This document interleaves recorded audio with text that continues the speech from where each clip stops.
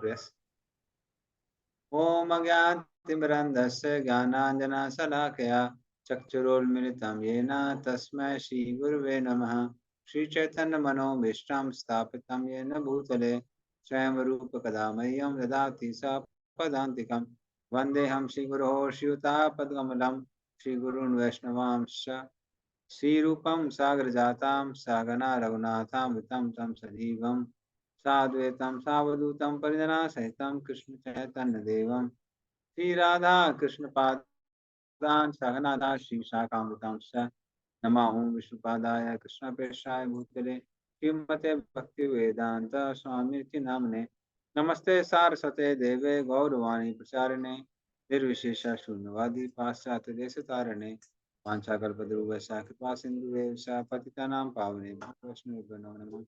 नमो महावदन्याय कृष्ण प्रेम प्रदायते कृष्णाय कृष्ण चैतन्य नाम्ने गौरस्य नमः। हे कृष्णा करुणा सिंधु दीनबंधु जगतपते गोपिका गोपिका कांता राधा कांता नमस्ते सप्तकांचन गौरांगी श्री राधे वृंदावनेश्वरी कृष्णानुसुते देवी प्रणमामि हरिप्रिये नीलाचल निवासाय नित्याय परमात्मने बलभद्र सुभद्राभ्याम जगन्नाथाय ते नमः। जय श्री कृष्ण चैतन्य प्रभु नित्यानंद श्री अद्वैत गदाधर शिव गौर भक्तवृंद हरे कृष्णा कृष्ण कृष्ण हरे हरे हरे राम राम राम।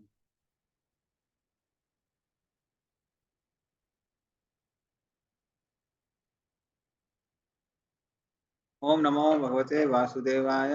ओम नमो भगवते वासुदेवाय। ओम नमो भगवते वासुदेवाय। नारायणं नमस्कृत्य नरं चैव नरोत्तमं देवीं सरस्वतीं व्यासं ततो जायामुदीरयेत्। नष्टप्रायेषु भद्रेषु नित्यं भागवत सेवया भगवती उत्तमा श्लोके भक्तिर्भवति नैष्टिकी। कृष्णाय वासुदेवाय देवकी नंदनाय च नंदगोपकुमाराय गोविंदाय नमो नमः। व्यासानुभावं संसारी नाम करुणा प्राण भगवान तुम व्यासमुख्याम गुरु। We were we had completed what point? I just forgot.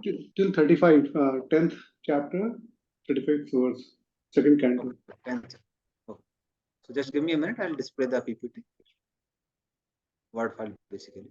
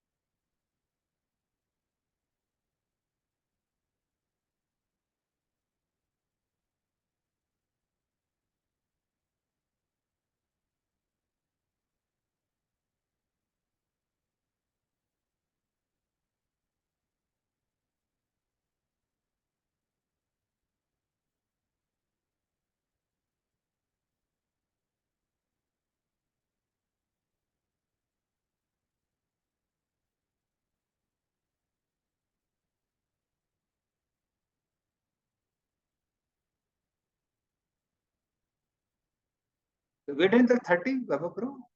35 only. 35. Okay. That's fine. So we had done till description of Virat Purusha. And we'll begin with that. So we had completed Sarga. So I'll just give a concise summary again.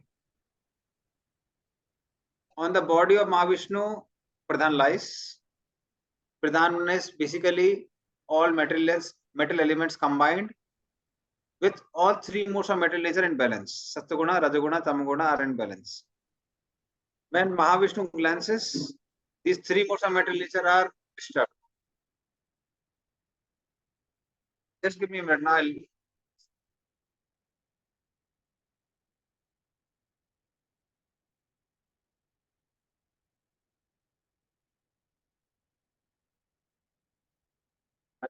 Am I audible to devotees? Some sound outside. Yes, Prabhuji, it is. Yeah. Yes, Babuji. Alex. Okay. So Mahavishnu glances, and that is how all three modes of material nature become disturbed. And then the creation begins. So gradually 24 elements come out. Then these 24 elements, they don't have ability to join together. So they pray to Mahavishnu and they get an ability to mix. After they mix together, then from the pores of Mahavishnu, one universe comes out. Because Karan Sagar is basically made up of these 24 elements only. So that is how from his body, 114, universe comes out. And then in each universe, Mahavishnu enters as Garbhodaksha Vishnu. From his navel, a lotus flower comes out, and there Brahmaji is born. And then Mahavishnu expands in the form of universe in a subtle form, which is called Virat Purusha, which is like a blueprint to the universe. And then Brahmaji, who has appeared, does the work of placing things on the right position as per Virat Purusha. So the secondary creation done by Brahma is called Visarga. So he takes the ingredients from the lotus and puts them in the proper place as per Virat Purusha. Okay, so we'll start with Visarga.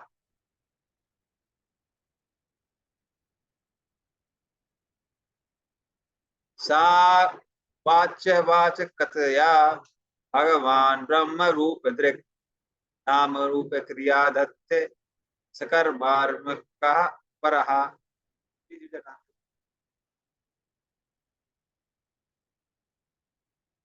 Translation: He, the personality of Godhead, manifests himself in a transcendental form, being the subject of his transcendental name, quality, pastimes, entourage, and transcendental variegatedness.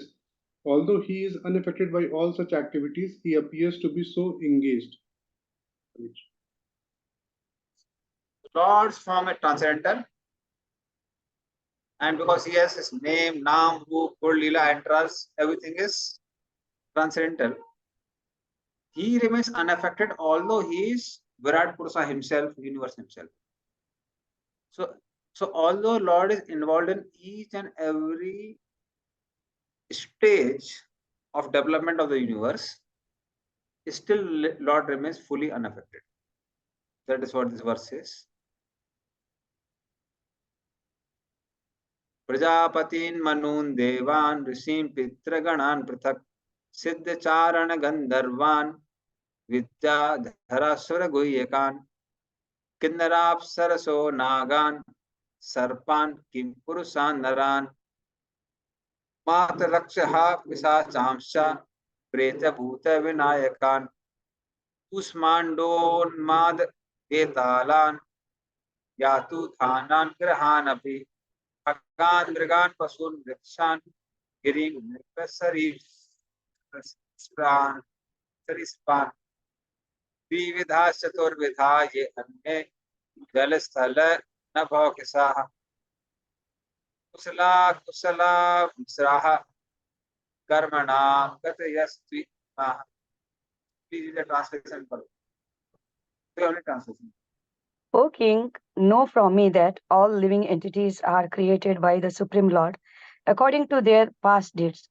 This includes Brahma and his sons like Daksha, the periodical heads like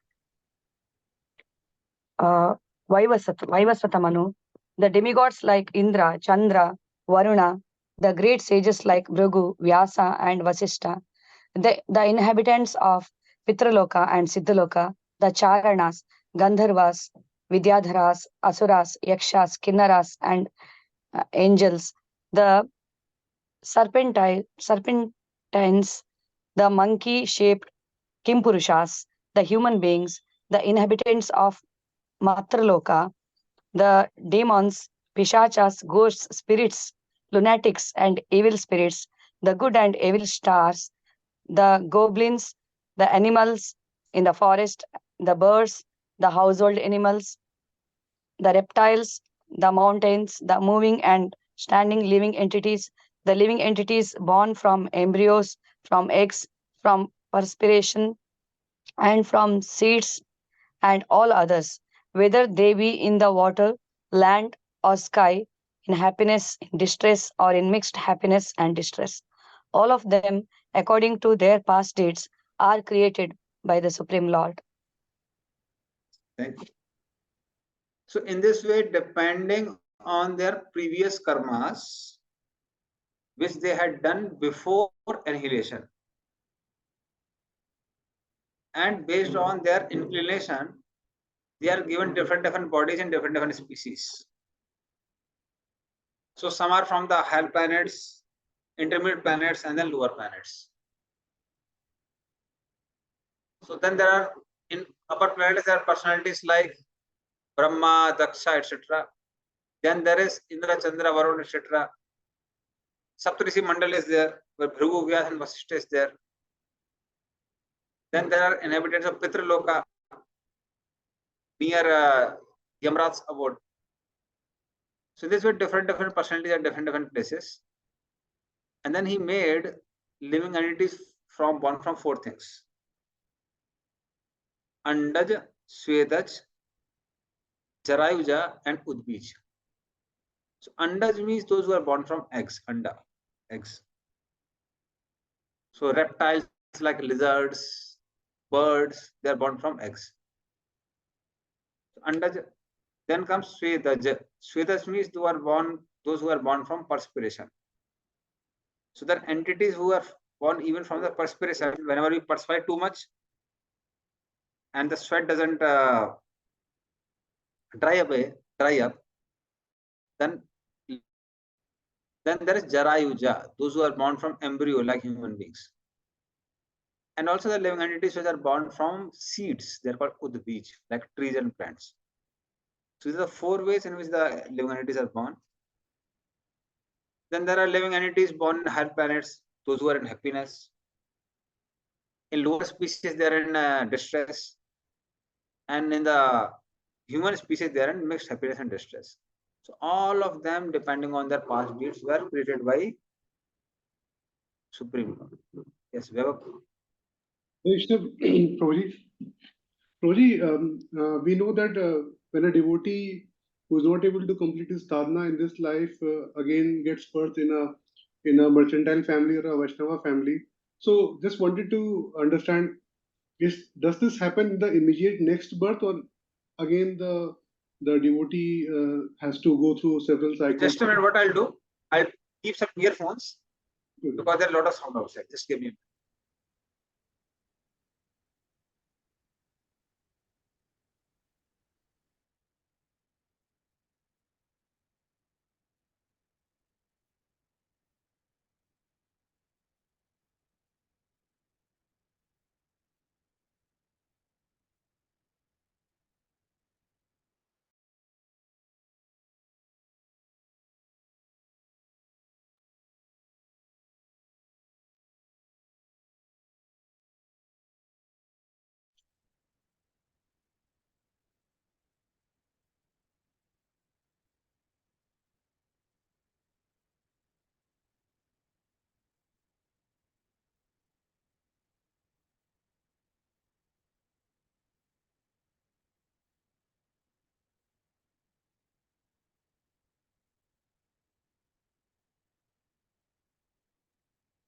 Prabhu, can you speak now? Repeat.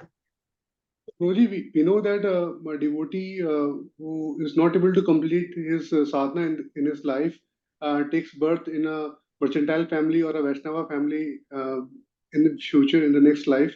But just wanted to check if this happens in the immediate next life, or again he has to like go through several cycles of birth and then take birth in a Vaishnava family or a aristocratic family. Okay.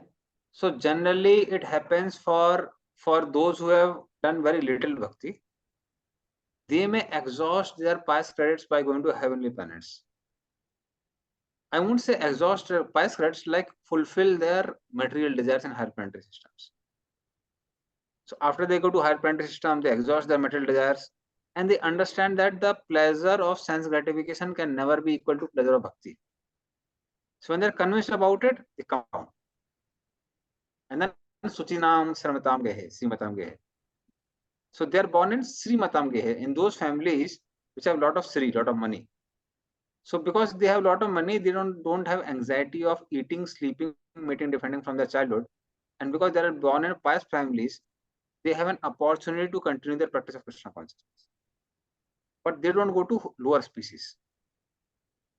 For a devotee who has already accomplished, let us say, 50-60% of Krishna consciousness, for him, when he departs, he's again born in a devotee family only. He doesn't have to go to heavenly planets also.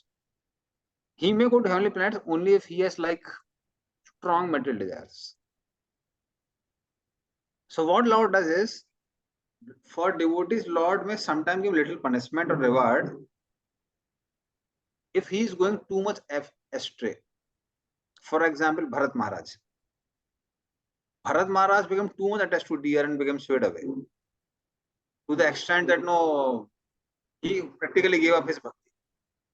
So then for punishment, Lord gave just one body of deer. Even in that body, he allowed him to practice Krishna consciousness. And then in next life, he was born in a Brahminical family with memory of past life, and he continued his practice. So one doesn't have to go through evolutionary cycle like other people. Even if somebody practices a little bit of Krishna consciousness, one doesn't have to go through evolutionary cycle of 8.4 million species. I hope I'm able to answer the question. Yes, Vaibhava. Thank you, Vaibhava. Thank you.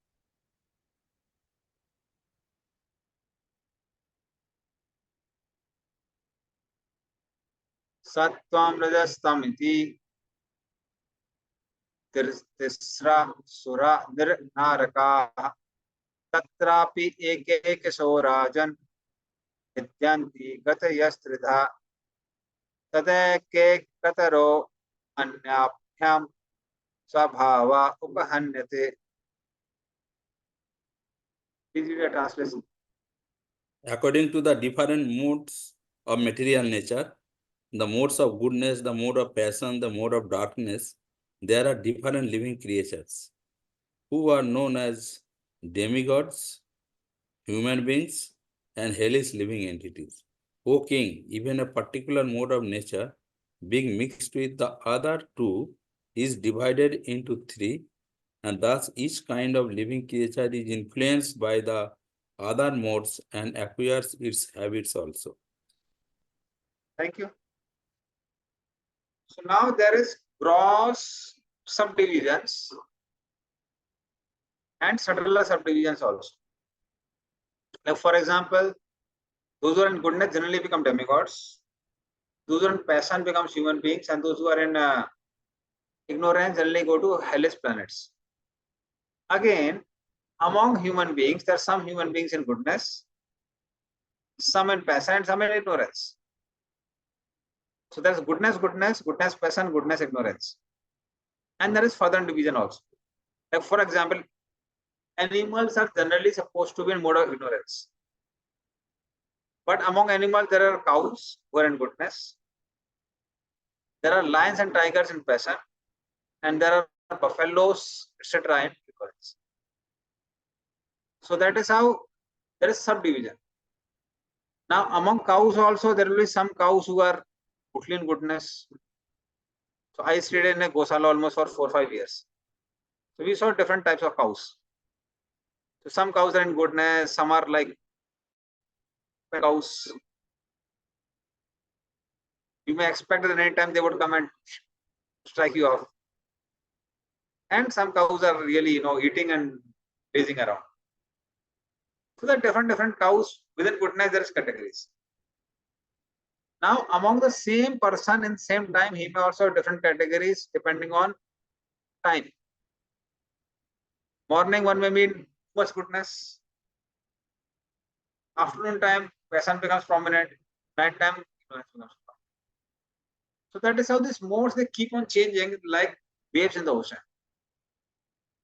And depending on different mixtures, one gets different types of bodies. Now 42. Sa evedam jagat dhata bhagavan dharma rupa drik pushnati sthapayan viswam tiryan narasuraditi. Please read.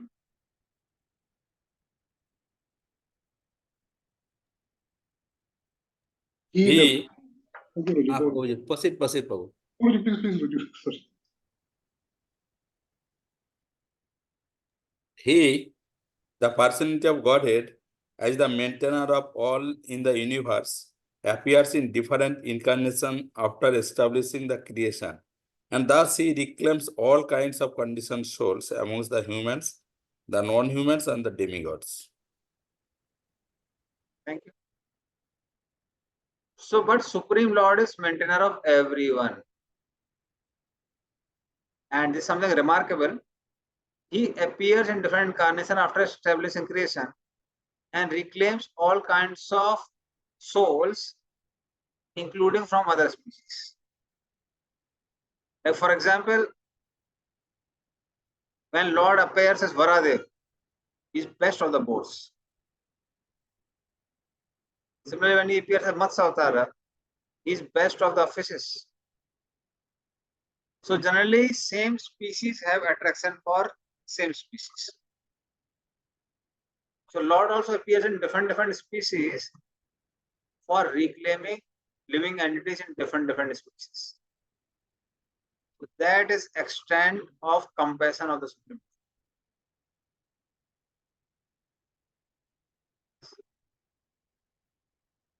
Tata kalagni rudratma yatrishtamidamaatmanah sanniyachati kale nanikam ivanilaha. Please read. Hare Krishna. Thereafter, at the end of the millennium, the Lord himself in the Hare Krishna, in the form of Rudra, the destroyer, will annihilate the complete creation as the wind displaces the clouds. Hare Krishna. So as wind very easily displaces the clouds, similarly,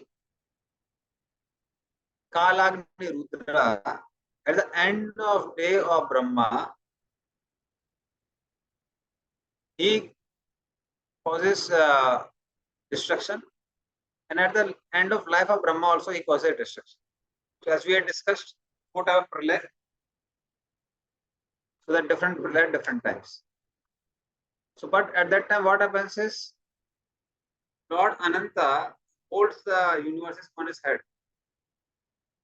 He sees that, oh, so much time has gone and these people have yet not taken to Krishna consciousness. So he becomes very angry. And because of his anger, his eyes become red. And from his mouth, flames come up. They shoot from Pataloka till Swargaloka. So from Sankarsan comes one personality called Sankarsan. And from Sankarsan comes 12 Rudras. And these Rudras, they practically destroy the entire universe. So that is how the destruction takes place.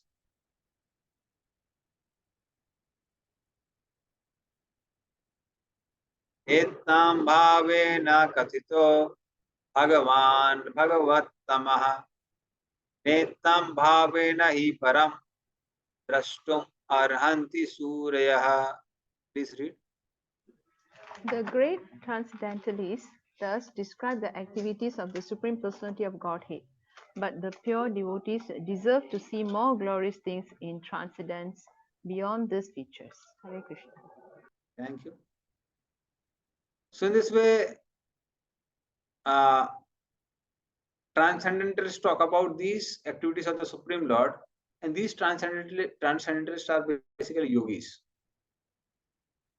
So those who are yogis, they talk about Lord's relationship with this material world. But Lord performs some transcendental activities which are beyond material world, the spiritual world.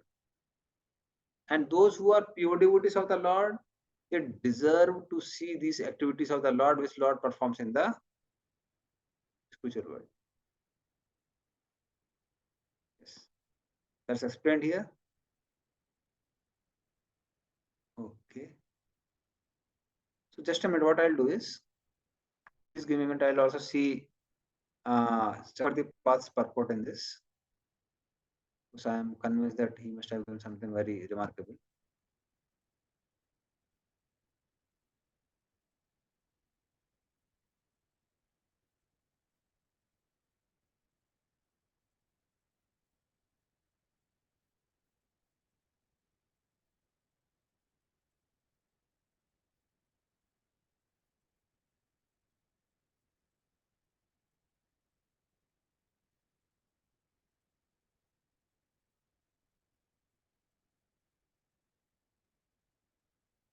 Please.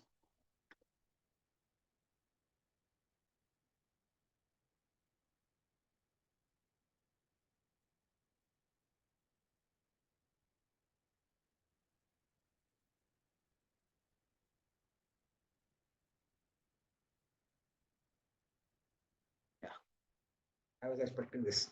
So Vishwanath Chakravarti Thakur writes, this is actually not the activity of the Lord. In creating, maintaining, and destroying the universe, the Supreme Lord is not the doer. It is described everywhere in the scriptures that he is not the doer because the creation, maintenance, and destruction carried out by Maya, the external energy, through actions of gunas, is ascribed to the Lord. Therefore, it is done by me, since I am the Supreme Lord. It is not actually done by the me in my Swarupa. That is the meaning. Thus, Shruti says, Neskam Riskiyam Santam Nirvedyam Niranjanam. The Lord is without divisions, without action, without disturbance, without fault, without contamination. So Chakravarti Path says that although people say these are activities of three Vishnus, actually they are not the activity of three Vishnus. What does it mean? That happens just by the desire of the Lord. So as soon as Lord desires to perform some activities, his Ichha Sakti coordinates with Maya Sakti and performs all the actions. So that is how all the Lord performs it. He performs it via medium of his Saktis. That is why he is not attached to it. For example, owner of a company, like India, there's famous Tata company. Now I can give his example because he has no sons. So let us say Mr. Tata has a son. And Mr. Tata also has policies for the employees. Now for the employees, he may be having his hospital, Tata Medical Hospital, where any employee can go and without any payment, he can get medication. And how things are going to run. So many employees may be going there to the hospital and they may be doing, they may be getting so much of treatment. And Mr. Tata may not be even aware of that because he is doing it through the medium of his energies, means Shaktis. Like for example, his hospital and other things are like his powers, Shaktis. But if his son becomes sick, then he won't just depend on his Shaktis, he would personally go and take son to the hospital. And if his own hospital is not good, he would go to a better hospital of some other organization. So similarly, when it comes to the activities in the material world, Lord performs it via his energies. But when it comes to the devotees, Lord is personally involved in the life of devotees. So that is the difference between Lord's dealing with the external energy and Lord's dealing with the internal energy in the spiritual world. That is why this verse says that pure devotees, they deserve to see something more. What is that more? Is activities with devotees. So that's what pure devotees deserve. Okay, so now we can move to the next verse.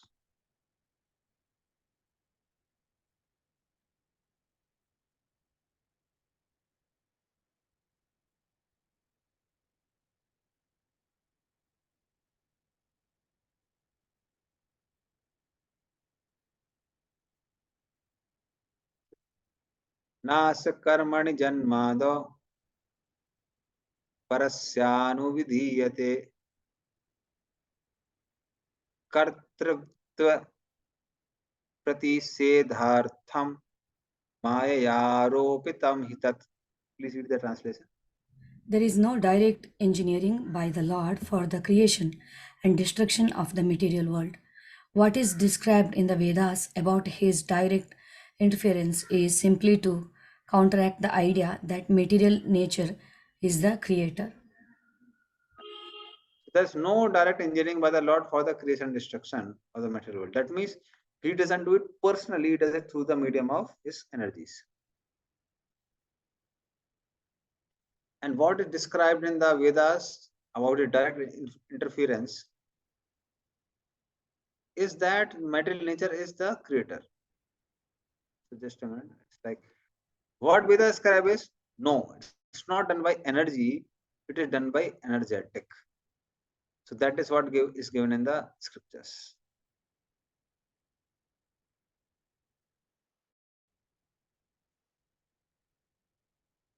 Okay. So in this way, Vedas talk about how Lord is creator, but not the creator in the sense that it is done by his energies. That's clear. So now we'll just move to the next verse.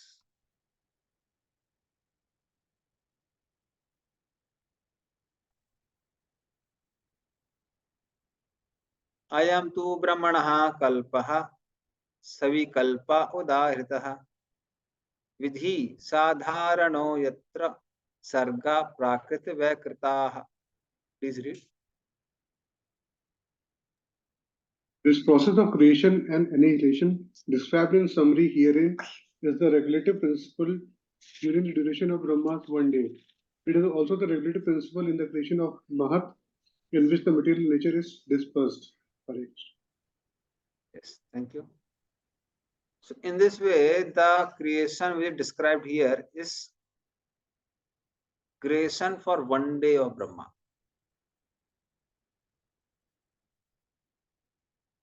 So the usual procedure is that there is Sarga before the life of Brahma, and there is Visarga by Brahma himself. So the entire life of Brahma is called Kalpa, which is like 100 years of Brahma. And then this Kalpa is divided into Vikalpaha. Vikalpa is like one day.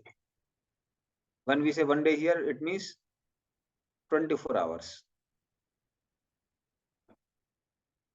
And the entire life is called Mahakalpa or Kalpa. So Sarga takes place after the Mahakalpa or at the beginning of the Mahakalpa. And Visarga, it takes place in every Vikalpaha.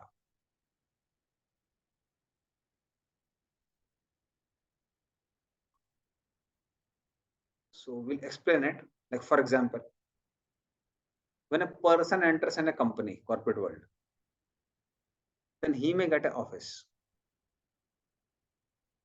So when he gets an office, immediately he may need many things which are like needed for his entire tenure of work. So he may say, oh, I need some laptop to work. I need this space. I need this furniture. I need these things. So he may now make his office. So that's like pretty good amount of creation. But even when he starts working, at the end of whole day, what he does something at least primary. Like he may switch off his laptop. He may close his cupboards. He may like close his room also. So different things he may do. And then he goes out, and on next day morning, again he would open these things. So similarly, at the beginning of creation, there's big Sarga by Mahavishnu. And then Brahmaji also does a lot of hard work of creating different species and different planetary systems, etc. But at the end of life of Brahma, so not life of Brahma, end of day of Brahma, there's annihilation only in Swargaloka. Maharloka, Janaloka, Tapaloka, and Satloka, they remain intact. They are not annihilated. So that creation is again done by Brahma at the beginning of his day. Like at the beginning of the day, we may again open our laptop, again open the covers, switch on the AC, etc., and do different things. So that's like something primary which Brahmaji has to do at the beginning of every day. Although the entire effort is put more on the just when Brahma is born. So I hope that's clear. So there's a big destruction and big creation at the beginning of life of Brahma, and big destruction at the life of Brahma. And there is partial annihilation at the end of day of Brahma and partial creation at the end, at the beginning of day of Brahma. So that is how the cycle goes. Prabhuji, what happens in the night of Brahma? What happens at the night of Brahma? Again, Sankarsana becomes angry, from his mouth fire comes out, but it goes only till Swargaloka. And the inhabitants of Maharloka, they feel heat and they go to higher planets. Yeah, so that is what it happens. So till Swargaloka, the entire thing is annihilated. And the living entities, they enter in the body of Garbhodaksha Vishnu. So basically, there's a whole cycle given there, that how everything gets destroyed, and then Garbhodak's ocean rises up to Swargaloka. So practically everything becomes homogeneous. But on the day of Brahma again, this Garbhodak Sagar water goes down, and Brahmaji again creates the lower planet, Samstil Swarga. And then again he gives bodies to all these creatures. So I hope that's okay. Hare Krishna. Prabhuji, the two questions. First is that in the time of Mahapralaya, then all the living entities will be go to in the Om of Mahavishnu, not that time, not Garbhodakasaya Vishnu. And no, yeah, right. So Mahapralaya is Mahavishnu, and at the end of day of Brahma, it is Garbhodakasaya Vishnu. Garbhodakasaya Vishnu. Okay, and that when the day starts, so that's that time Brahmaji is also there, already there. So that time it will be not that from the stem of the from the lotus Brahmaji will be created. It's not like Brahmaji is already there. It's not that Brahmaji will be appeared again. Yeah, that happens. That generally doesn't happen. That Brahmaji has to appear again. But at the end of 50 years, it is called a Parardha. One Parardha is 50 years. After his 50th birthday, he enters in the lotus. Or goes in the body of Mahavishnu. Sorry, Garbhodakasaya Vishnu. And again appears on his 51st birthday. Oh. But apart from that, at other times, he remains in his planet only and he just creates.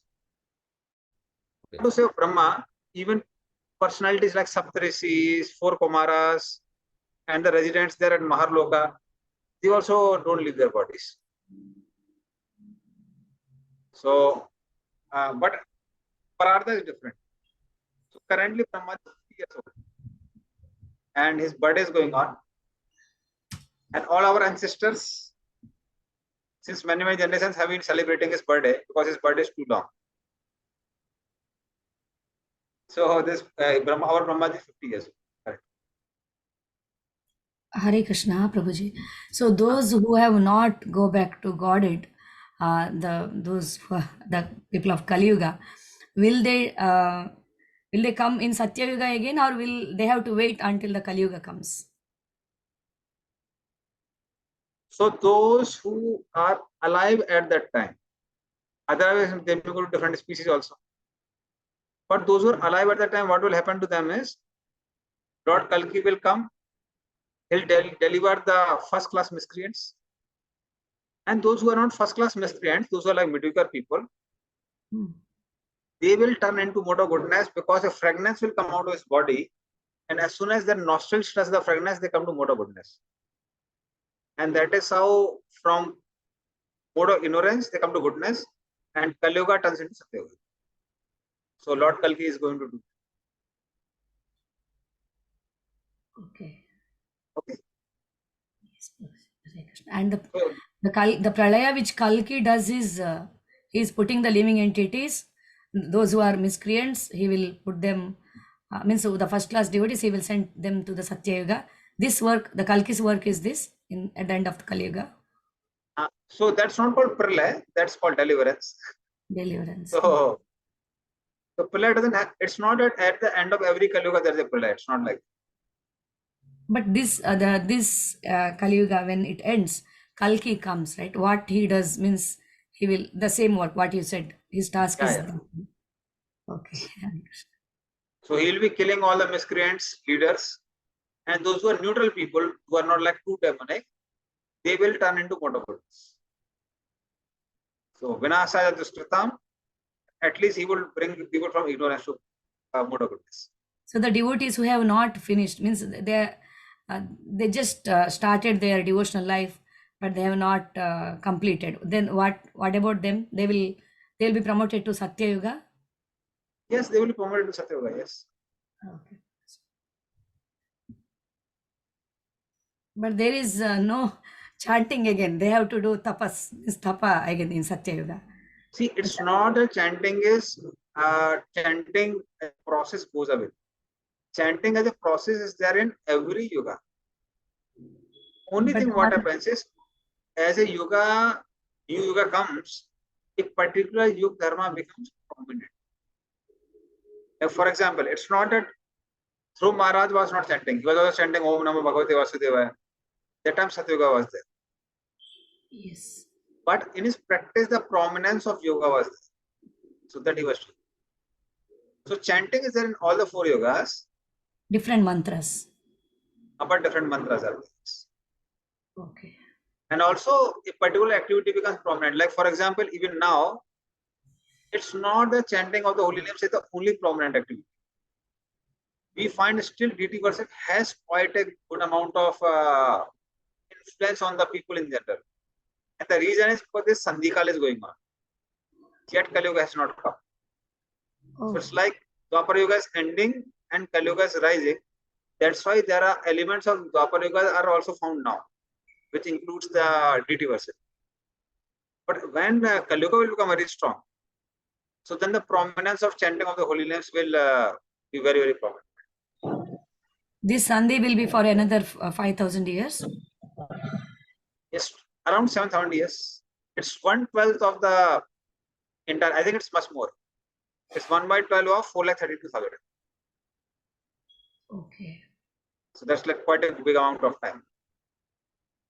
So Sandhikal will continue for quite a long time. Okay. So hopefully till our golden era is going on till that time. Thank you, Professor. Hare Krishna. Thank you. So now we'll go to the next verse.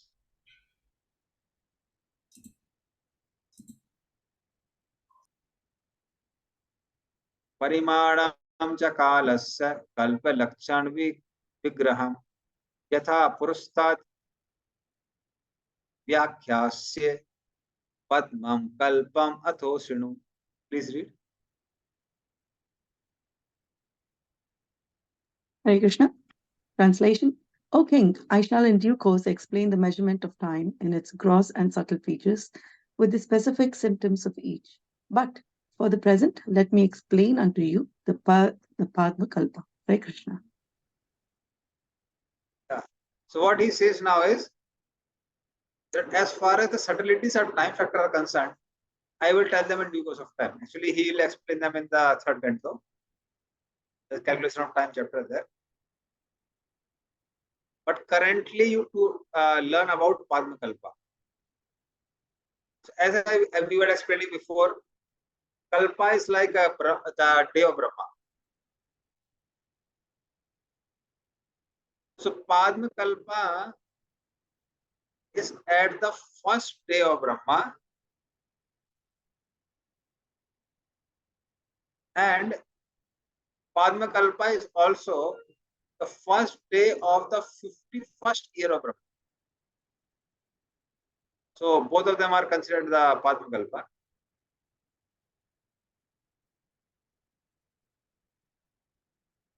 And the explanation is also of different kalpas are given there.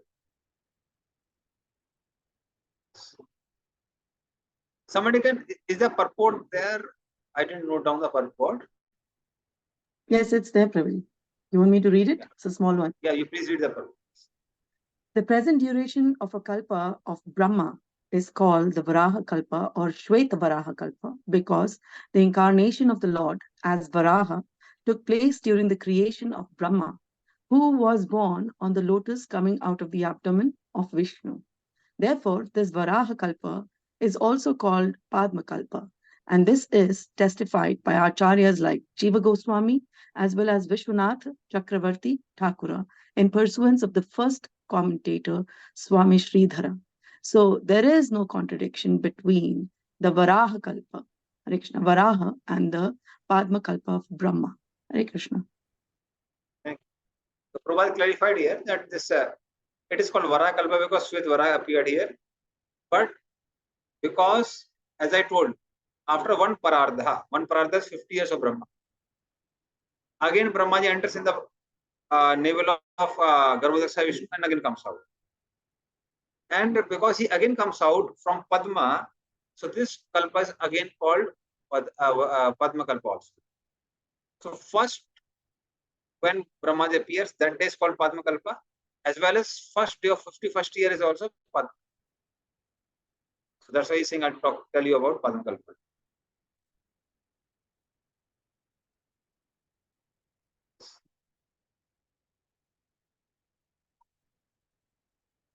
Sonakvacha Yad ahano bhavan suta chatta bhagavato tamaha chachar tirthani bhuyas takta bandhun sudustejan. Please read the translation. Shavanaka Rishi, after hearing all about the creation, inquired from Sutta Goswami about Vidura, for Sutta Goswami had previously informed him how Vidura left home, leaving aside all his relatives, who were very difficult to leave.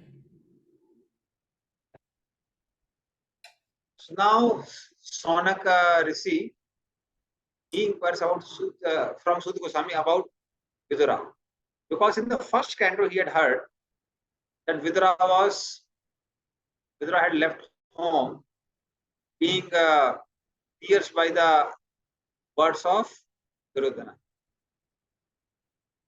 and the deliverance of Dhritarashtra was also given. So these things were explained. So he told that I had heard about that. Can you again tell more what did Vidura do after that? And that would be like beginning of third canto. Chattu pasaravestasya sambado adhyatma samsita yadvasa bhagavams tasme prishtastattam uvachaha ruhinastat idam soumya vidurasava cheshtitam bandhu tyaga nimittam cha yathe pagatavan naha. Please read. Sonaka Rishi said, let us know, please, what topics were discussed between Vidura and Maitreya, who talked on transcendental subjects, and what was inquired by Vidura and replied by Maitreya. Also, please let us know the reason for Vidura's giving up the connection of his family members and why he again came home. Please also let us know the activities of Vidura while he was in the places of pilgrimage. Thank you. So this is like they want to know everything about why Vidura left his home, what did he do in the pilgrimage, and what was the, of course, the reason why he had given it up. Then what did he do in the pilgrimage? Then why did he return? Why did he come back? Please let me know about all these details. So Krishna Chaitanya Maharaj is writing entire book on Vidura. So he takes things from Bhagavatam, from Mahabharata and different scriptures. And he's going to write details about his Vidura's pilgrimage. So it's like he told some excerpts from that, very mesmerizing. So we are just waiting for that book to come out. Prabhuji, there is no connection between the previous verses and this inquiry by Shaunaka Rishi. So have we lost any verses in between, or Actually, there is a connection. Okay. Now the question comes, why are they just suddenly asking about Vidura? Seems like some disconnection is there.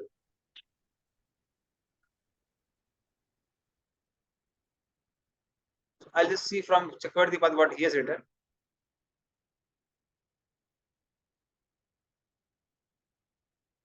So having learned about Krishna, the goal of Jiva from Maitreya while on pilgrimage, Vidura came to Hastinapur with a desire to teach that. In the purport, it is Okay. mentioned. What is Why? given in purport? Because Shaunaka were more inclined to hear the transcendental subjects, which are on higher level than the physical. So there are two classes of men, like that it's mentioned. So the Goswami was narrating the topics of creation and destruction of the material world, but it appears that the rishis headed by Shaunaka were more inclined to hear of transcendental subjects. Okay. Okay, so he was telling, I'll tell you about Padma Kalpa. If you don't know Padma Kalpa, you talk about pure devotee. So that's what Prabhupada means there. So we don't want to hear more about creation. You tell about now what Vidura, who is a pure devotee, told about him. He had gone for pilgrimage. So let me hear Krishna Katha about what Vidura did and what was Vidur Maitreya Samvad. And because of this question about Padma Kalpa gets delayed. So first Vidur Maitreya Samvad will be told, and then this will come. But amazingly, question regarding Padma Kalpa was asked by Vidura also from Maitreya. So this we'll see in the third canto. So although they are saying no, we want to hear about transcendental subject matters, but ultimately Vidura also inquired, and the reason why Vidura inquired about it was that Vidura was deeply pained because Krishna had left this world. So he hears this from Uddhavji, and being affected by that pain, he wanted to come out of that pain by hearing about things which help in discrimination. So it's like I may have love for my child, but if I keep my child under a microscope, then the love goes away. And the reason is we start seeing the finer elements of the skin and this and that, and the emotions fade away. So similarly, Vidura also, after hearing about creation and how Lord creates this and that and that, so when intelligence becomes prominent, then emotions which are function of mind, they get subdued. So that is how this thing will again come back in Vidur Maitreya Samvad. Thank you for sharing purport. Now we'll take the last one.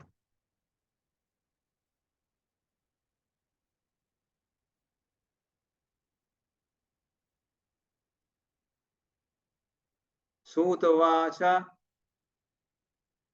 Ragya Parikshita Prashto Yad Avochan Mahamunihi Tadvo Abhidhasya Srunata Ragya Prasnanusarata. Please read the translation. Sri Sutta Goswami explained, I shall now explain to you the very subjects explained by the great sage in answer to King Parikshit's inquiries. Please hear them attentively. Hare Krishna. Now again Sud Goswami says, yes. Somehow you have asked the same question which Parikshit Maharaj had asked from Sukhdev Goswami. So now let us hear about Vidur Maitreya Samvad. So that is how he explained out Vidur Maitreya Samvad.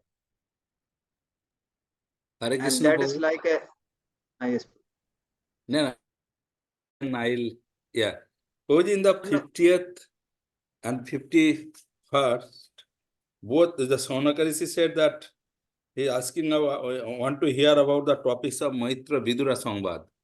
But in the third canto, the Vidura first met with Uddhava, and Uddhava told to go to Maitra Muni and hear.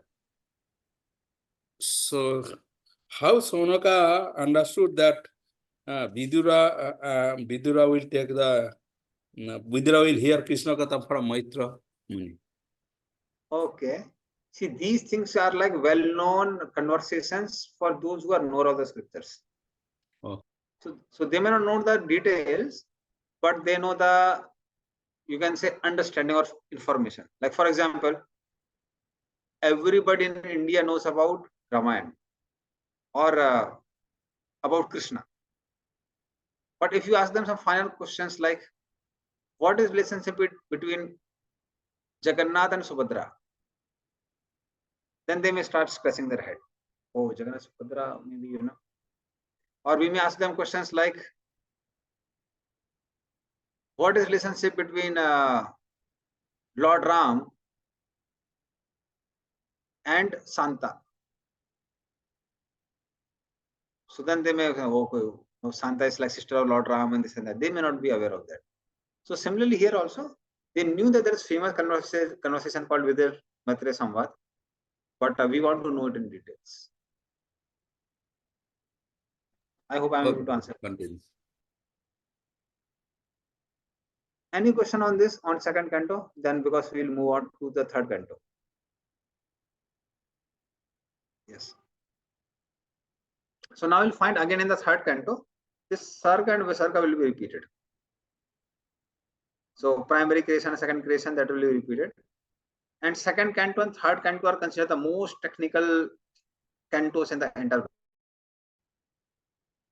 Of course, after that, we have 11th canto, which is like all the knowledge of Bhagavatam is again there in one place in the 11th canto.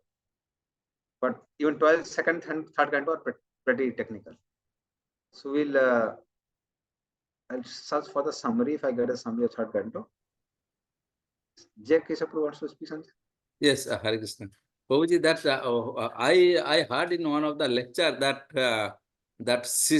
we should understand the Srishti Leela perfectly to understand the Krishna's Vrindavan Leela.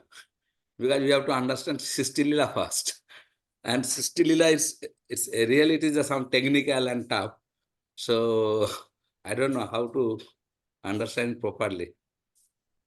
Okay. See, Srishti Leela is tough, but not like very tough also. At least what is explained in the Bhagavatam is not like too tough. Many times it looks little tough because the primary reason is that we are not aware of many technical names. And we are not aware of like the technical details of each and every name.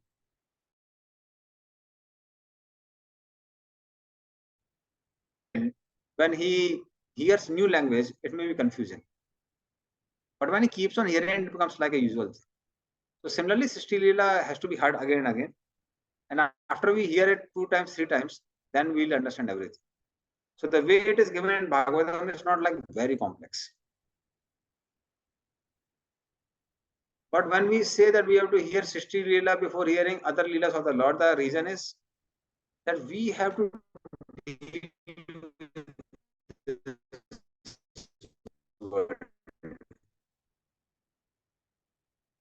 So when we have to deal with this world, unless until we see, we may fall into Maya.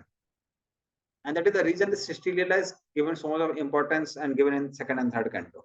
Rather, it is repeated many times.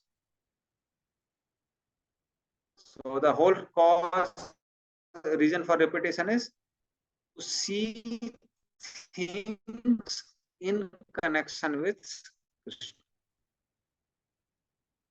So if we are convinced that the entire world has come from Krishna, then we can remain Krishna conscious at all the times. Like Brahmaji. Brahmaji had created the Garvadasa Vishnu. He is fully convinced that there is nothing except Lord Vishnu everywhere. Hari Sarvasya Giyate. Lord is sung everywhere because he is everywhere. But for us, because we are not convinced about it, we hear Srishti Leela and then we become convinced about it. So, but it's not like very technical. Actually, of course, you have already read in second. Now, things will become very clear. 60 Leela. It's not like very difficult. Okay, Jagge sir. Okay, Prabhuji. Now, Thank you. Hari Hari. So now I'll just give me a minute. I'll try to search for a summary. So I can get.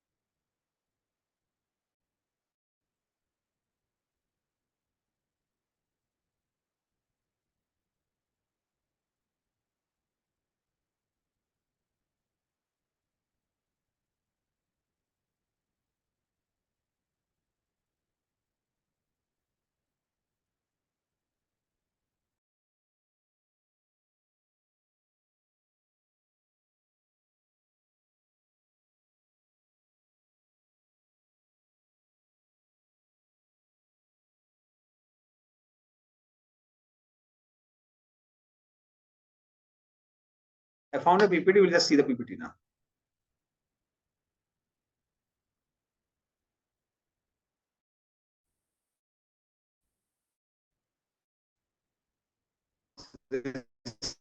Something which I got from Gaurang Darshan. This third kind of overview. So as they had asked for Vidur Madhurya Samvad, so third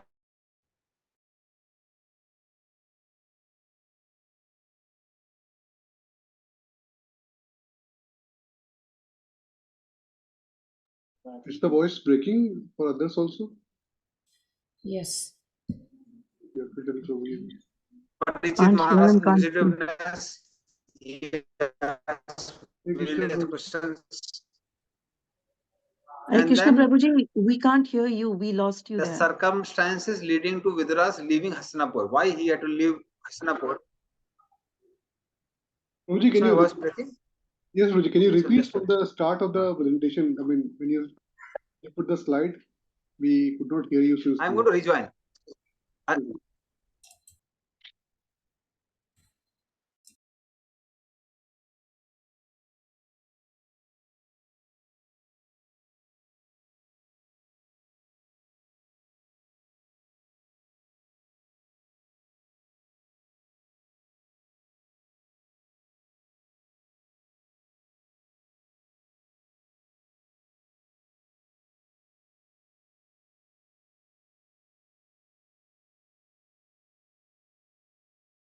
Hare Krishna. Am I audible now? Yes, Prabhuji. So I'll again repeat the whole thing. So we'll begin with third canto.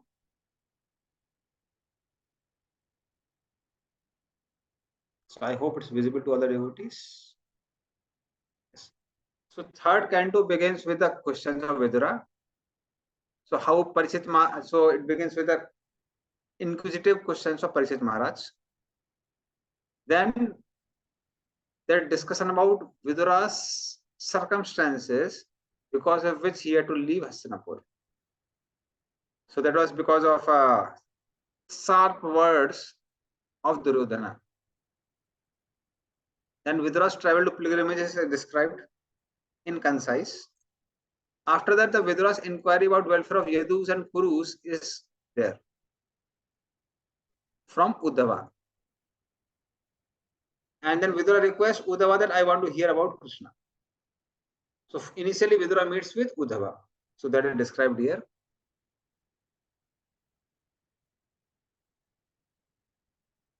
Yeah.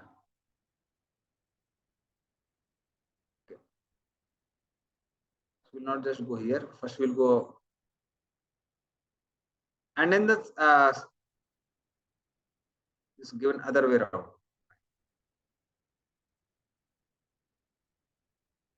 So these are Parikshit Maharaj's inquisitiveness in the first chapter. So he says that Vidura he had renounced home, he entered in the forest. So where did he meet with Maitreya Muni? And why did Vidura leave the house, which was house of Pandavas? And Krishna would consider the house of Pandavas as his own house. See, somebody leaves house and takes a renounced order of life because one is searching for Krishna. But when Krishna is there in the house, pure devotees are there in the house, why do you have to leave the house? So why did Vidura leave the house? So that is being asked here. And then Sukdev Goswami, he was very pleased by the questions of Parikshit Maharaj. So he says, yes, please hear attentively and I'll give the answers. And then he starts explaining how Dhritarashtra tried to kill his nephews, Pandavas. And he didn't forbid Draupadi from getting disrobed, cheated Yudhishthira, etc. And Vidura was very much pained by that. So he had instructed Dhritarashtra to reject his son. But then what happens is, Duryodhana becomes very angry and he insults Vidura. And he calls him the son of paid mistress, not mistress, paid servant. Vidura feels so much pain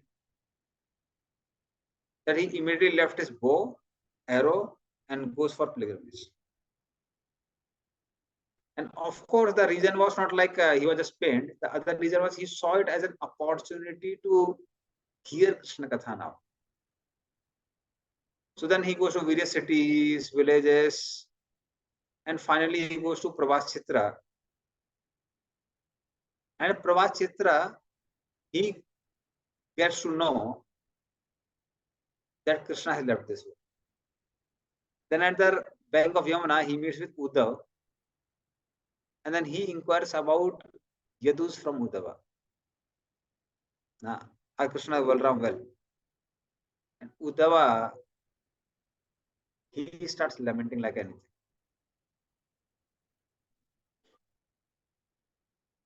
So that was there. And then Uddhava takes it as an opportunity to remember Krishna Katha. So chapter number 2 and chapter number 3 are concise Krishna book in 2 chapters. We'll be discussing these 2 chapters. So Uddhava's exalted position is mentioned that how even when he was very small, he wouldn't play with his friends. He would play with the dolls of Radha and Krishna. He would serve Krishna. So deity worship was his activity as in his childhood, Uddhava. He was not involved in so much of playing. And then Uddhava starts lamenting out Yadus who were so unfortunate. That Krishna was there in his among Yadus, but some of the Yadus who were expansions of demigods, they took Krishna very cheaply. And then Uddhava starts remembering the beautiful features of Krishna. So first he remembers the bewildering pastimes of Krishna, and then he starts remembering the Vrada Leela, Krishna's pastimes in Vrindavan. So that is explained in the 2nd chapter. So we won't go through entire thing. And then comes 3rd canto. So 3rd chapter. So in 3rd chapter, the activities of Krishna in Dwarka are mentioned. So 2nd canto there are Vrada Leela, and in the 3rd canto there is Dwarka Leela. There's Krishna's passion out of Vrindavan. So first Vrada Leela was there, then Mathura Leela, and then Dwarka Leela. So verse number 1 to 9 describes out Krishna's education and marriage. Verse number 10 to 15 describes out how Krishna killed various demons and there was a Kurukshetra war. Verse 16 to 23 describes about Krishna's pastimes in Dwarka. And verse 24 to 28 describes about his leaving this world, departure Leela. So entire Leelas of Krishna are concisely given second and third chapter.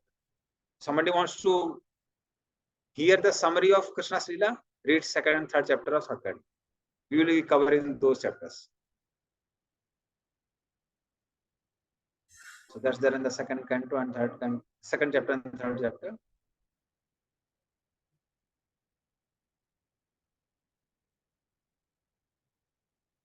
So we won't be going in detail. We'll go in detail later on. Hare Krishna Prabhuji, can you please share this PPT? PPT? Yes. Okay. If possible only, Prabhuji, otherwise no problem. So devotees, those who want can ping me privately. I'll tell. I'll share it. I don't have your number. I'll give it in. Prabhuji, we do not have your contact number. Yeah. So I'll put it there, and those who want it can tell me. I'll send them.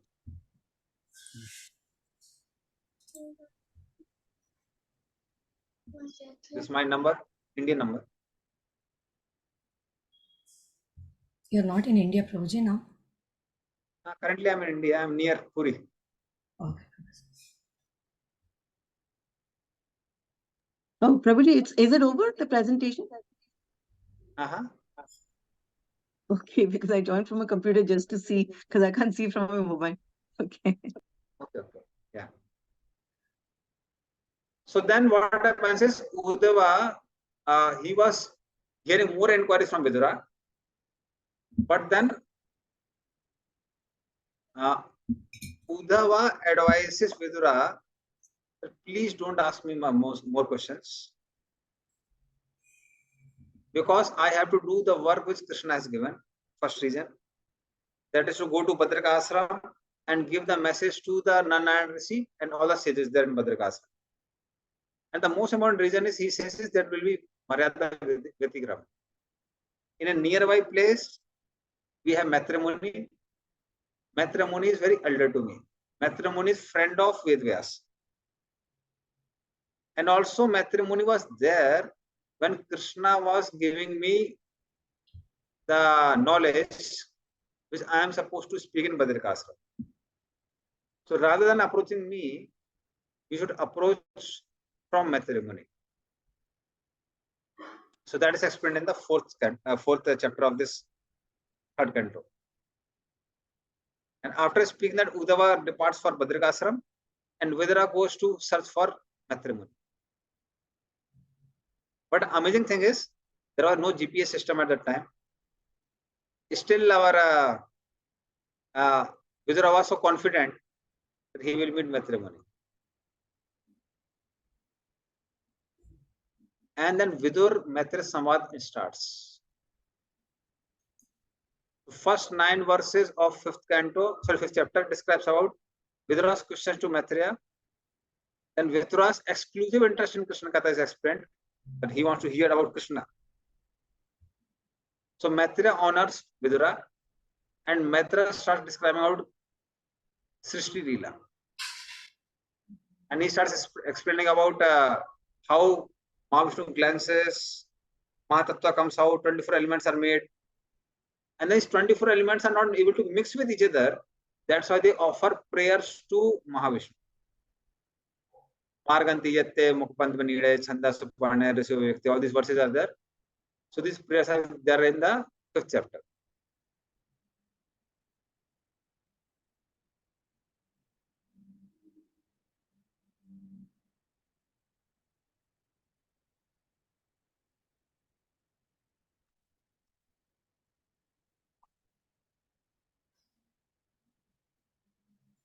Now comes chapter number 6. Now chapter number 6 describes about universal form. Again, whatever we have read will be revised there. The formation of Virat Purusha, and then how different demigods are situated in this Virat Purusha at different places, how planets are developed, how living entities are developed, which is basically Visarga. Sarga's primary case I was explained in the previous chapter, chapter number 5. Chapter number 6 describes how Visarga. And then Maitra Muni, after explaining about all of them, he feels that I am unworthy to explain Krishna's glories because Krishna's glories are unlimited. So that's there in the chapter number 6. And then comes chapter number 7. In chapter number 7, the further inquiries by Vidura are there. So Vidura inquires about Ishwar and Jiva, which are like very famous questions which devotees have in the beginning days of Krishna consciousness. Soul is transcendental. This material world is aloof for the soul. How is it that the soul came in contact with this matter? So how did Jiva fall? So they're like a famous question among new devotees. And they want to spend hours in that. So that question has been asked by Vidura, and Maitreya Muni would dispel all the misconceptions by answering. And then Vidura shares his heartfelt realization with Maitreya, and then Vidura further inquires. So he says, I have full confidence that you will answer all my questions.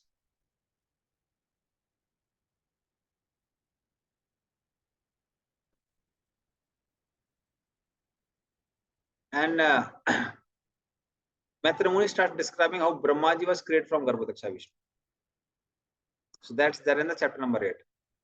So Vidura's inquiries about Jiva, Ishwar, that is there in the 8th chapter.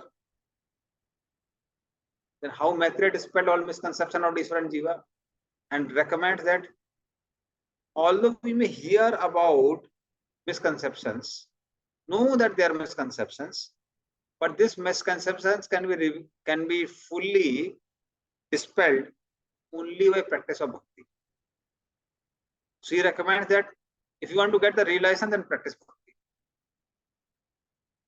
Then Vidura's further inquiries are there. So that's chapter number 8.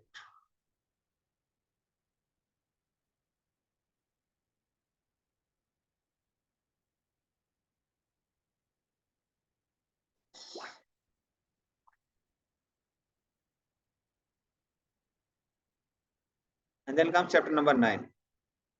So Lord's supreme form is described in the chapter number 9. Predicament of conditioned soul is described there. Lord's reciprocation with various devotees is described. And Supreme Lord's reply to Brahma is described. Brahmaji begins with some questions. Like in second canto, he asks some question. Similarly, in again in third canto also, Brahmaji asks some question and Lord replies.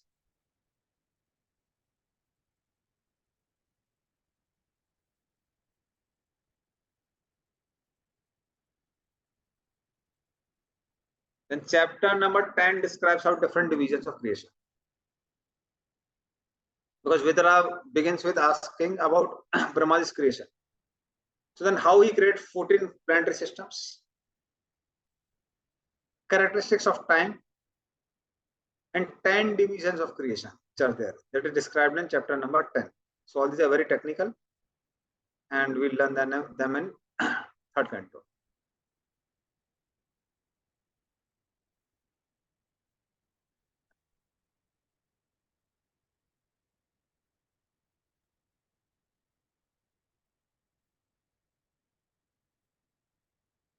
And 11th chapter, as we had discussed just now in the few verses back, that he says that I'll describe about Kal, divisions of time. So divisions of time is given in the 11th chapter.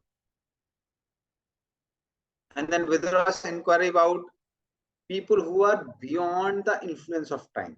He says, okay, these are people who are under influence of time, but the people who are beyond the influence of time, what about them? So then the duration of yogas is given, manus are given, Brahmaji's lifespan is explained. And then it is explained that how Brahmaji's life is also insignificant in vision of Mahavishnu. Mahavishnu exhales and inhales, and the entire universe is created and destroyed. So that means even Brahmaji's post is not like very, very safe. So it's not that somebody in Brahmaloka will not die. So even Brahma is under the influence of time factor. So everybody in this world, material world is under the influence of time factor, is explained in 11th chapter. And then comes chapter number 12.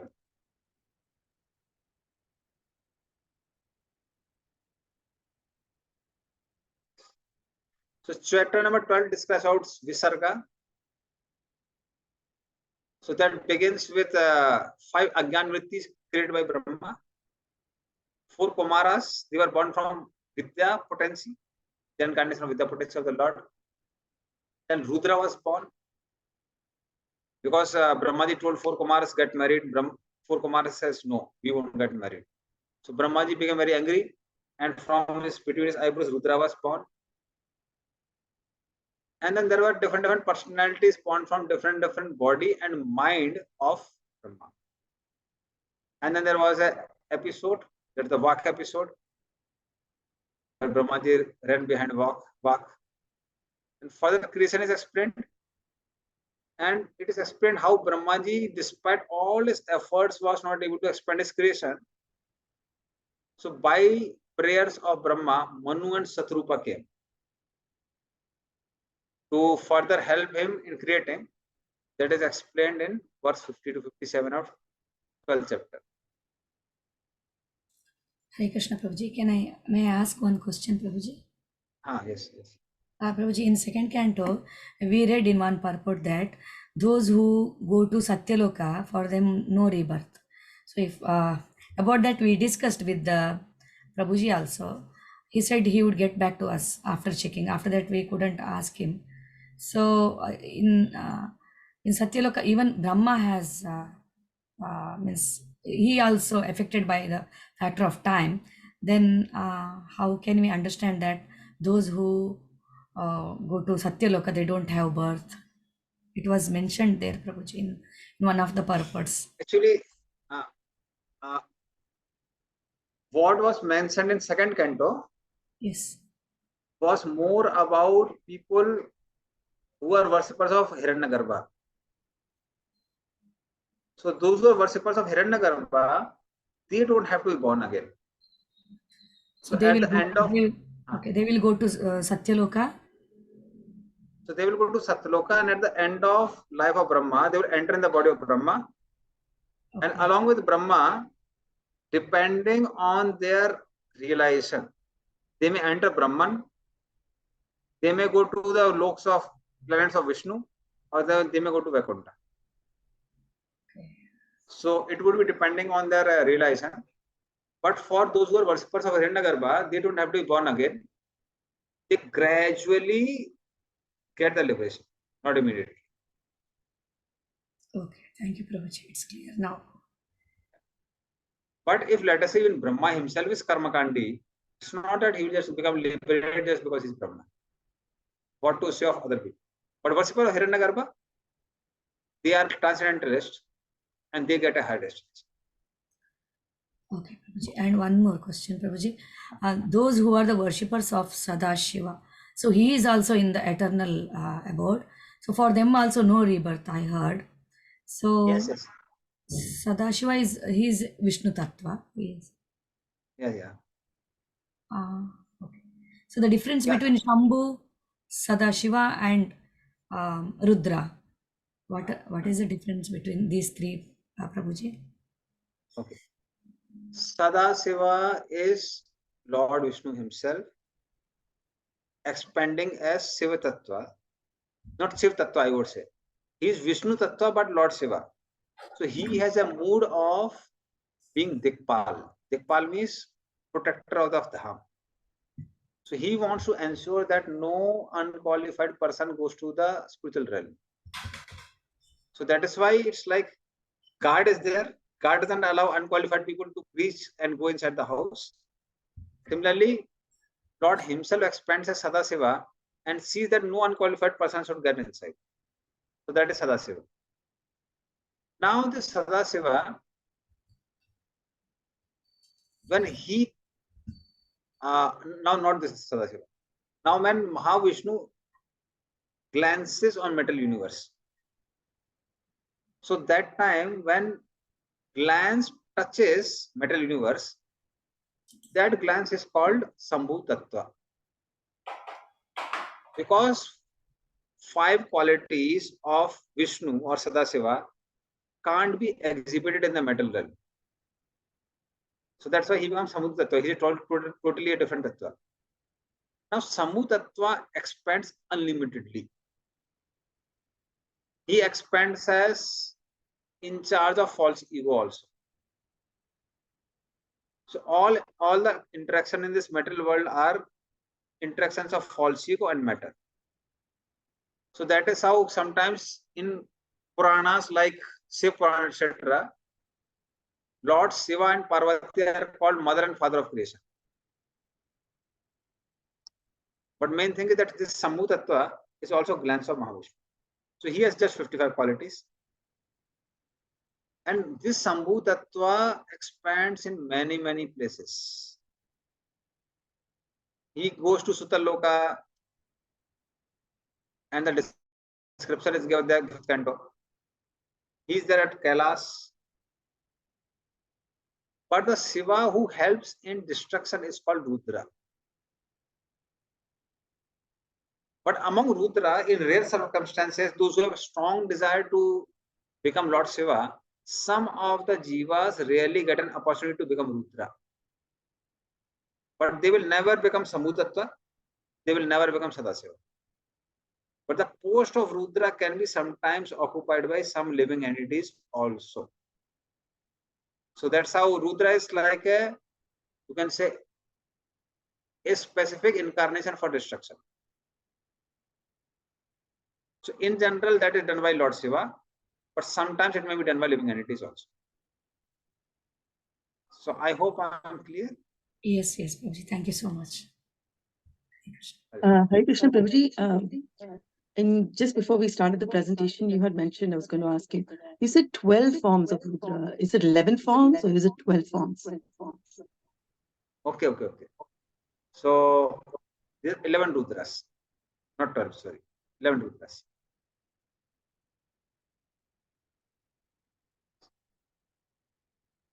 Now 13th chapter.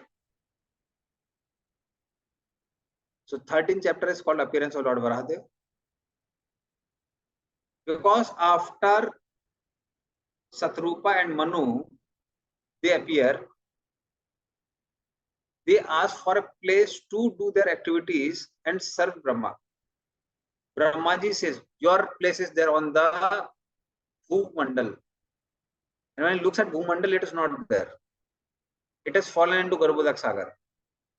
And Brahmaji himself is like very fearful of Garbhodak Sagar. He says, what will I do now? So at that time, who comes? Varahadev comes. So Varahadev comes and rescues the earth, puts it in the proper place. So this is one time Varahadev comes. Another time also Varahadev comes when he kills Hiranyaks and rescues the earth. So Varahadev comes 2 times. So both the pastimes are mentioned here. Then when Varahadev appears, so he sprinkles water from his body on the sages. And generally a boar has a habit, it will sprinkle something on the whatever is there in the body of the boar. But when Lord Varahadev sprinkles it, all the sages feel very purified as if they have been bathed by Mother Ganga. So that's why these sages, they offer prayers to the Lord. So that is explained there.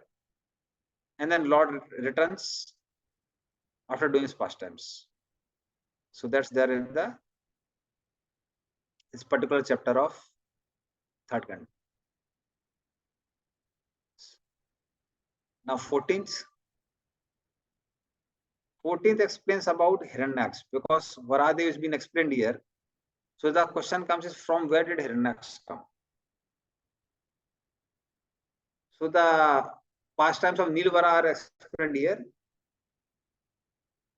So while describing about Hiranyaks and Hiranyakasipu, the whole pastime is that Diti approaches Kasyapa Muni for union at the wrong time, the evening time. So Kasyapa glorifies his wife and then he says, postpone the union now. This is not the proper time for union. But Diti is like very strong. He says, I want a child because all the other co-wives have a child.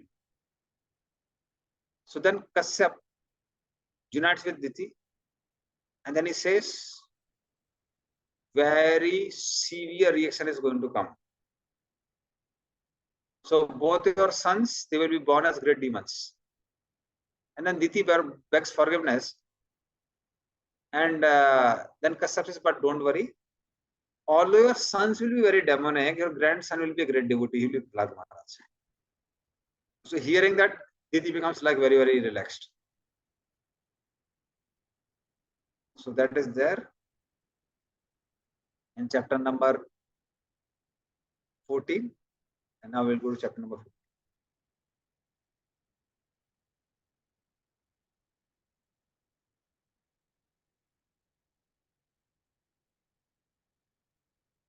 So chapter number 15 goes to the main cause for appearance of Hiranyakasipu and Hiranyaksha. That how the four sons of Brahma, of course. So it begins with the demigods praising Brahma. Then the description of Vaikuntha is given. Then the pastime of how Kumaras were stopped from meeting Lord Vishnu. And four Kumaras, they curse Jay and Vijay. And then Lord gives darshan to Kumaras. And the air carrying the aroma of Tulsi from the lotus feet of Lord Vishnu enters in the nostrils of Kumaras, and Kumaras become devotees. Tasaravind Anas Padaravinda Jalka Misra Tulsi Makaranda Vayu Antargata Savivarena Chakarate Sam Sanchobarakshara Sam Avichitta Tanvo Tasaravinda Nayanas Padaravinda. Tas Arvind. Arvind means basically lotus. Pad Arvinda. So from the lotus feet of Vishnu, Makaranda Vayu, the air carrying the aroma of Tulsi and the pollens of lotus enters in the nostrils of four Kumaras. And Chakarate Sam. Suddenly they get enlightenment and they become devotees. So from Brahmavadi, they become devotees. And then four Kumaras, they start offering very, very beautiful prayers. So that's there in 15th chapter.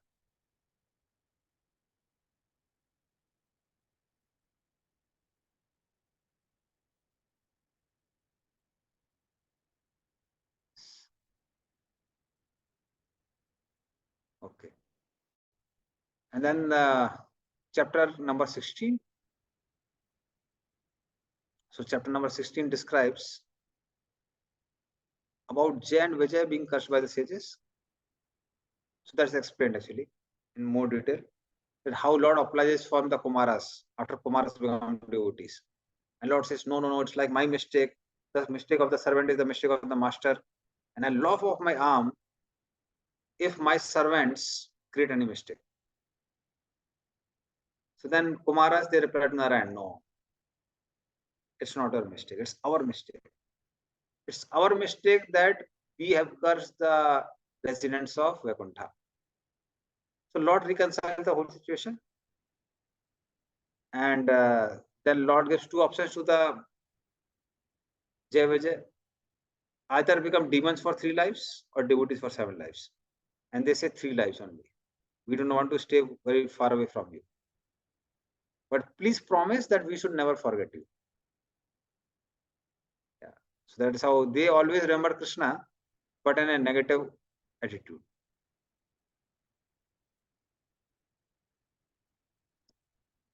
Now comes, yes, Vritadharpru.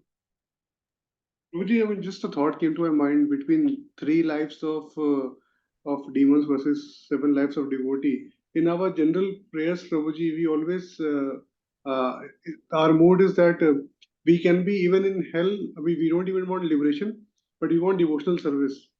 So, so for a devotee, what is more important is to be able to practice devotional service. So why do we see here that this kind of thing? Choice was made by Jay and Vijay, like being demons and. Good question. I understand. Yeah, good question. So they asked for that because actually they wanted to serve Lord by giving them pleasure of fighting. So when we go into chapters, these things may be discussed. So the actual reason why this entire pastime of 4 Kumar was orchestrated was that Jay and Vijay were talking with each other. That our Lord has enjoyed all sort of pleasures, but he doesn't enjoy the pleasure of fighting. So Lord heard that talk. So Lord says that we will give them an opportunity to fulfill their desires of serving me by fighting. And that is how Lord arranged for entire thing. So then Lakshmi came, Jayavijay stopped Lakshmi, Lakshmi cursed, not cursed, but become very angry. And then it was like offense to Lakshmi. Because of offense to Lakshmi, then Chatus Kumaras were offended. So they cursed. So it was an opportunity for them to serve the Lord by giving him pleasure of fighting. Okay, with that. Thank you. Now, chapter number 17 describes about how Hiranyaks. It describes first about how both Hiranyaks and Hiranyakashipu were born. They grow up very quickly, and Hiranyaks conquers all the directions. And then he goes to Varun Dev and says, "I want the charity of fighting from you." And here and that, Lord Varun Dev says, "Soon Vishnu will come and fulfill your desire of fighting, and he'll kill you also." And then there is a battle between Varahadev and Hiranyaksha. So after Varahadev rescued the Mother Earth, seeing that Mother Earth is rescued, Hiranyaksha criticizes Varahadev, and Varahadev gives befitting reply to Hiranyaksha, and there is a big fight. It's practically a thrilling fight. So we'll go through that in our further chapters. So that's described. And killing of Hiranyaksha comes in chapter number 19. There's a big fight between Hiranyaksha and Lord. Lord kills Hiranyaksha. Brahmaji and others praise him. And the glories of Lord's activities are explained.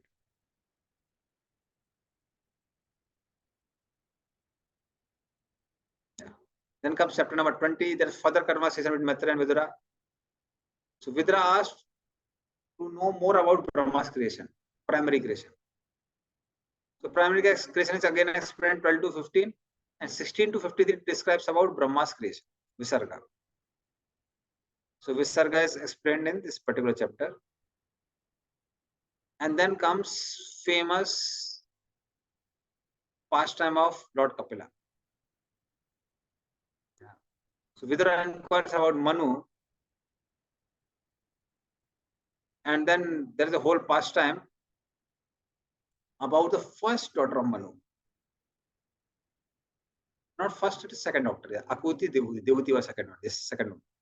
So about second daughter Manu, that is Devuti. So how Devuti was married to Kardamuni, so that pastime comes. So Kardamuni, he got the darshan of the Lord. And then Kardamuni preached to the Lord at Bindu Sarovar, which is there in Bhubaneswar. We are like near to that place, near to Puri.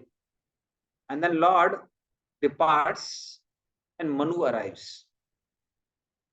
Manu arrives at Bindu Sarovar, and Kardamuni receives Manu. Because he was doing tapasya of the Lord to get a suitable wife as ordered by his father Brahma. So that's why Lord sends a suitable wife. Yeah.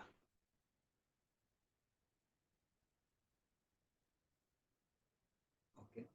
So Lord sends a beautiful wife, that's Devuti. So Manu glorified Kardamuni. Manu offered Devuti to Kardamuni, and Kardamuni accepts Devuti. And after marrying Devuti, he again goes in Samadhi. And Manu was wonderfully ruling the world. So Manu's rule is explained there in 22nd chapter. And then comes 23rd chapter. How Kardamuni, after doing long tapasya, he realized, I was married. I had a wife also, and this wife is extremely emancipated now, and I couldn't fulfill the desires of my wife. So then he says, Devhuti, what do you want? Devhuti says, I want a child. So then Karta Muni enjoyed with Devhuti for 100 years, and he begot 9 daughters first. And then he says, I have given birth to 9 daughters. Now I'm going to take one prastha. I'm leaving. Devhuti says, no, please stay back. Because I need protection. These daughters will be married. Who will protect me? And then Karta Muni says, yes, I will give you one more son who will give you protection. But then, after getting a son, I will leave. So in this way, Karta Muni instructs Devhuti.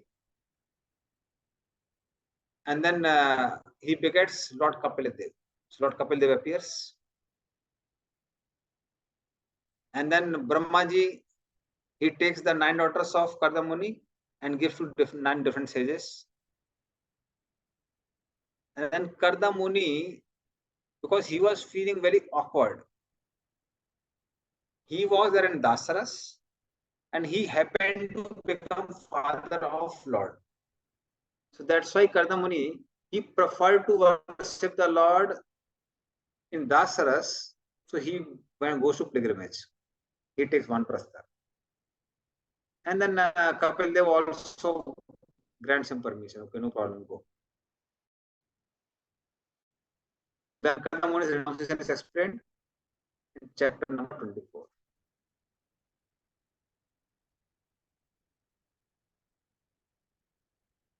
And then comes chapter number 25, where Sonak inquires about Lord Kapil Dev. So Devhuti's questions are asked to Kapila.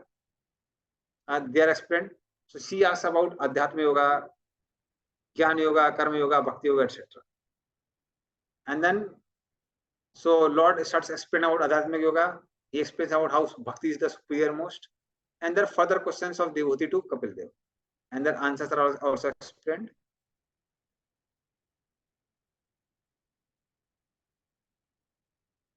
Then the chapter number 26 comes, where the benefits of hearing about Sankhya, which is basically Jnana Yoga, that is explained. Then Jiva, Prakriti, Purusha, they are explained elaborately. And Devhuti's questions are answered there. Characteristics of elements, Kar Srishti, again, same creation comes there. So there is Karan Srishti and Kar Srishti. They all are explained, primary creation, secondary creation. Again, Virat Roop comes. Although you have read it, you will read it again in third two times. So that is all explained there. Yeah. And then in chapter number 27, it is explained how Jiva is liberated, but he becomes conditioned. And then how one can attain liberation by yoga is explained. Interference of soul and super soul is explained. How soul, pure soul, is without metal covering is explained. And Devhuti's questions are there. And Kapil Dev recommends that we should do intense practice. So those who are enlightened and they are practicing very strongly, Prakriti cannot harm them. And the liberation of yogi is explained about a yogi who is very intense in his practice. And then comes the description of devotion service. So there was a description of Gyan, then comes yoga, and now comes Bhakti. So after talking about limbs of Ashtanga Yoga, etc., the Dhyan Lord's limbs are given. And how, what is the thought process of a yogi and how he gets liberated, that is explained. Text number 28. Sorry, chapter number 28.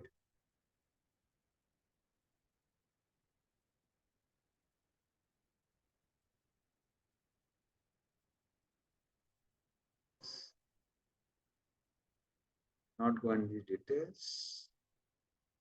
And then text chapter number 29 describes about Devhuti's further questions and how and Kapil Dev explains about different classes of bhakti. Karma Mishra Bhakti, Yoga Mishra Bhakti, Suddha Bhakti. So all these bhaktis are explained there. How they are bhakti in mode of ignorance, passion, goodness, these things are explained. Then what are offenses, gradations of jivas or different levels, and the nature of time. So all these technical details are spoken by Lord Kapil Dev to Mother Devhuti.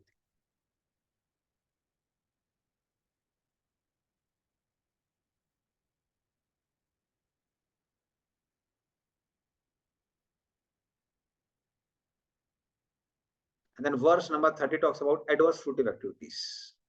How a materialist experiences both life and death, and his post-death experiences are also given in text chapter number 30. And chapter number 31 describes about the miseries of birth. So previous chapter number 30 was describing about the miseries of death. Text chapter number 31 describes about the miseries of birth. So how jiva grows in the womb, prayers by the jiva, is suffering outside the womb, and how he becomes entangled by bad association and again wanders in the cycle of birth and death. So that's in chapter number 31.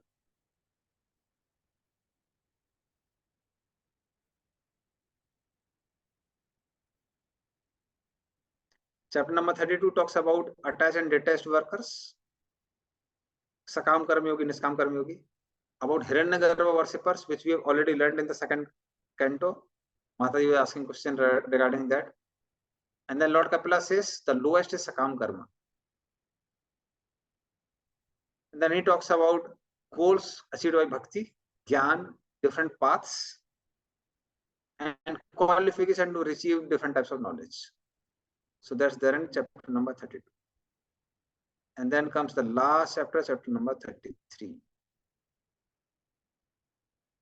So chapter number 33 is like after giving all the knowledge to Mother Devhuti, Devhuti begins to pray to the Lord. And then Lord Kapila gives final instruction to Devhuti, and he also takes sannyas, he goes away. And then Devhuti attains perfection by meditating on Lord Kapila and the activities of Lord Kapila. And further activities of Lord Kapila are mentioned in the last chapter of third canto. So that's like the end of third canto.